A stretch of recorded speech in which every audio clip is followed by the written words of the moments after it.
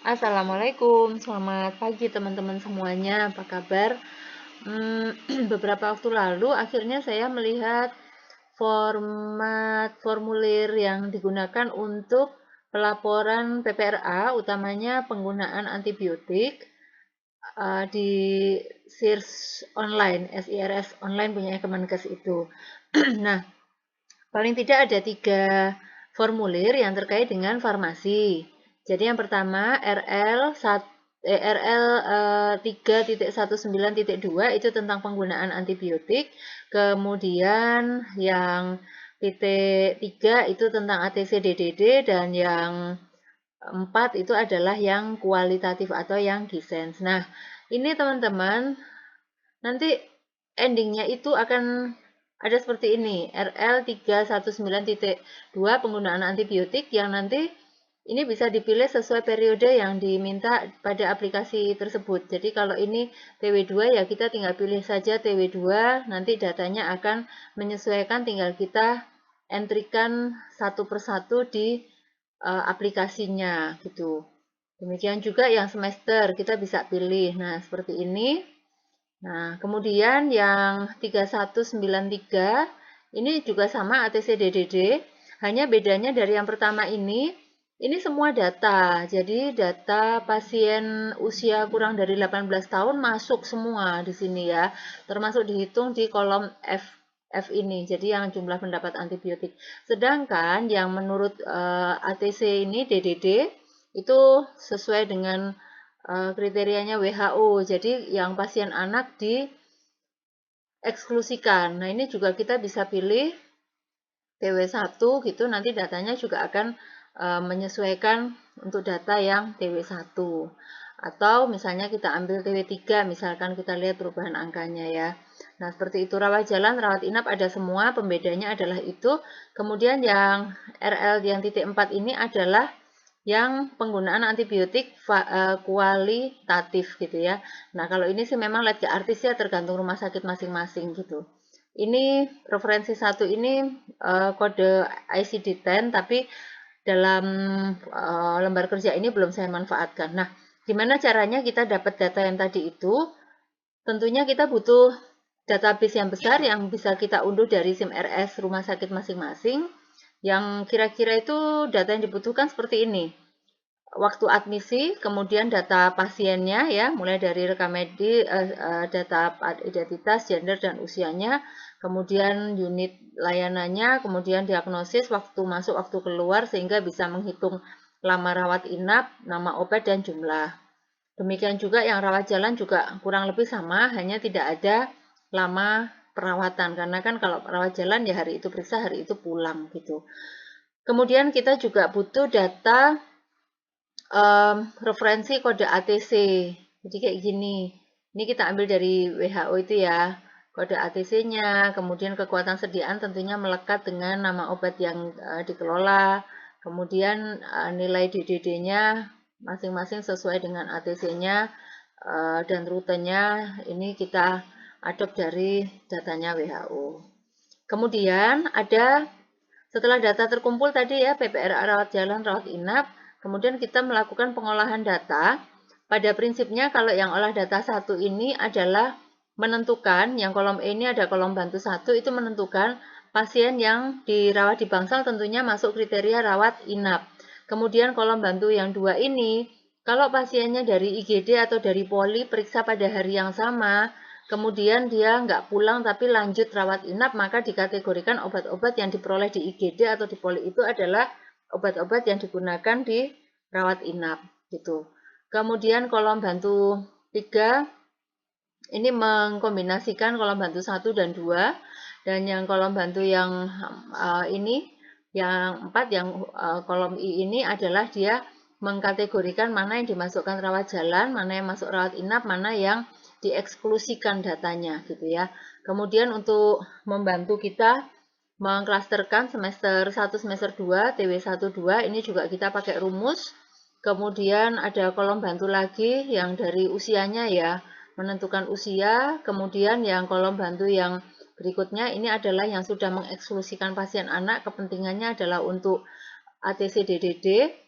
Dan yang berikutnya adalah kita memfilter apa jenis obat yang akan kita evaluasi. Dalam hal ini kan antibiotik.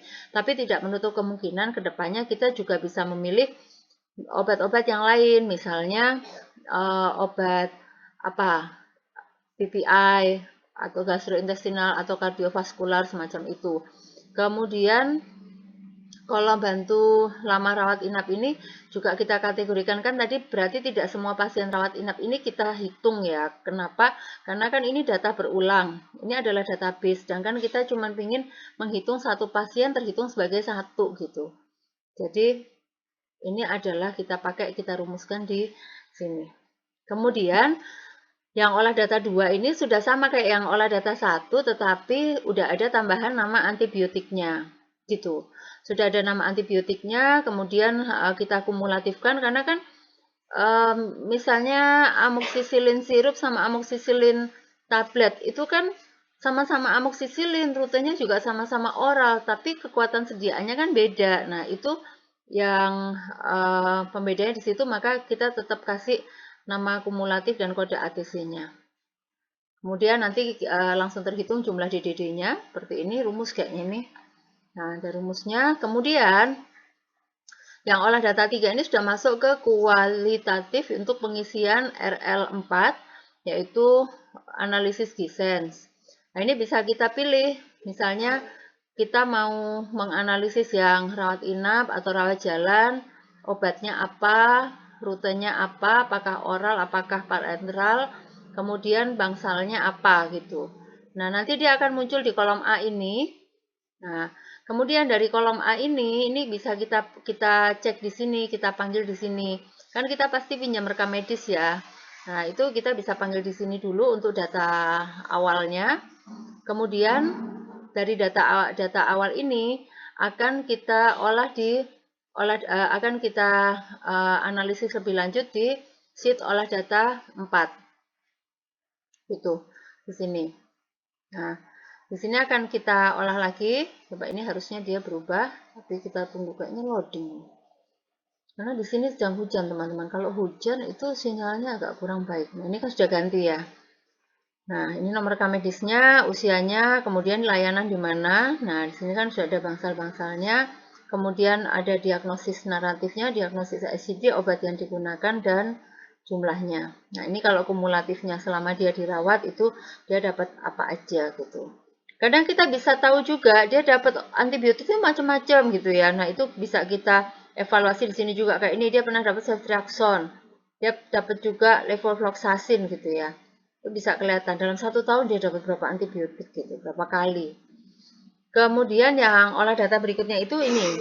Jadi prinsip kerjanya itu nanti ini bisa kita copy di sini bangsalnya, kemudian rekam medisnya, kemudian data dukungnya yang bisa diambil dari SIM RS atau dari rekam medis bisa teman-teman catat di kolom key ini. Ya, kemudian nanti DPO-nya, DPO hariannya itu bisa diketik di sini, bisa ditulis di sini, atau kalau sudah elektronik ya tinggal copy paste aja ya, lebih mudah. Kemudian obat yang pulang apa, kalau memang dia ada yang lanjutannya beda rute aja, masukkan di sebelahnya sehingga kita tahu.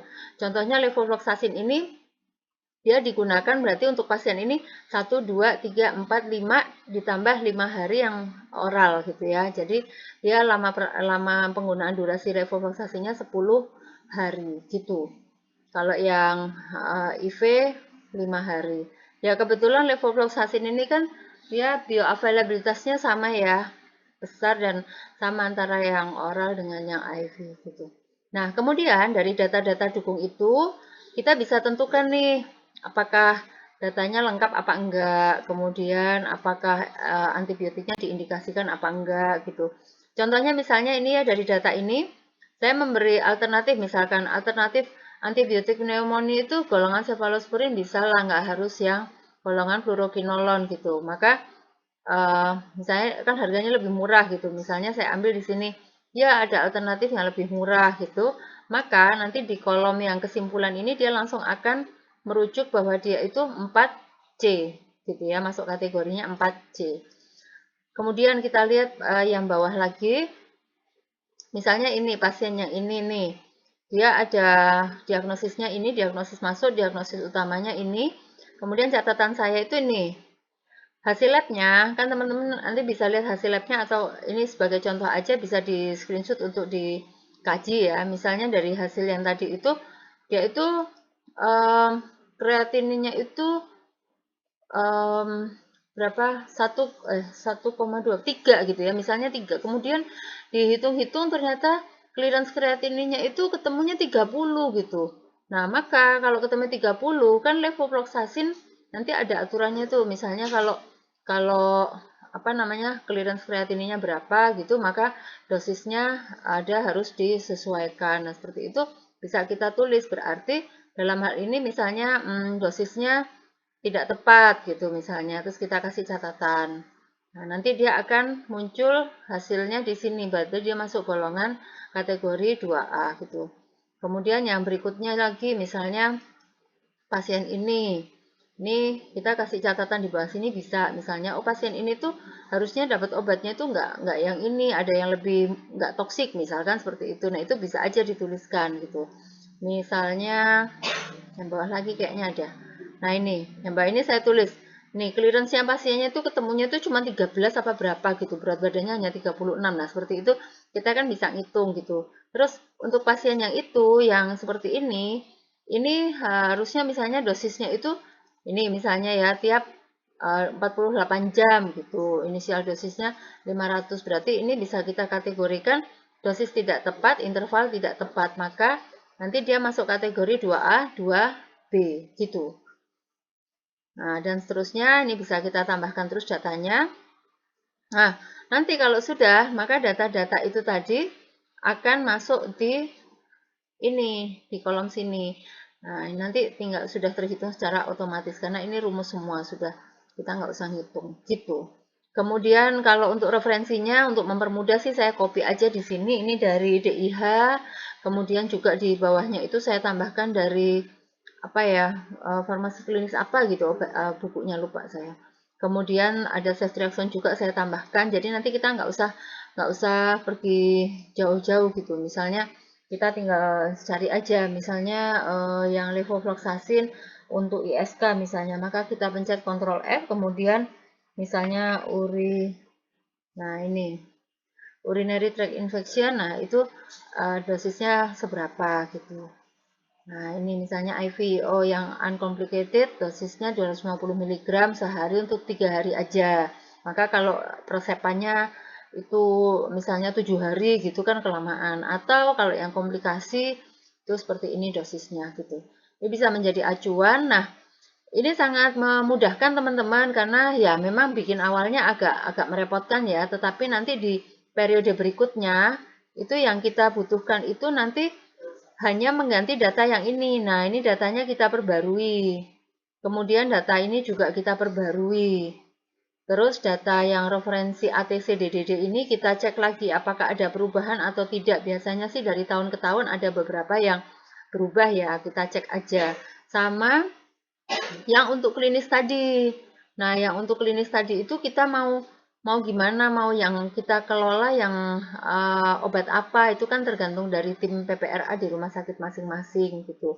Sehingga nanti ke artis aja.